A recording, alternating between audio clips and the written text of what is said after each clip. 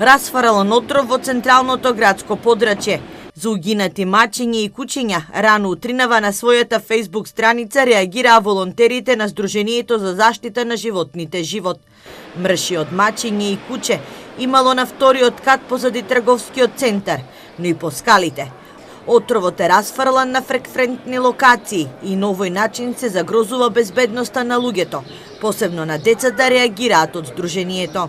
Знаеме само дека повеќе мачиња биле отровени и едно утре што се пораше за Живот, али и оно исто умре. Работи се за ланата, страшно силен отров, што моментално, значи куцето моментално за 2-3 минути умира. Стварно не е уред да се фрла отров кај што има присуство на деца.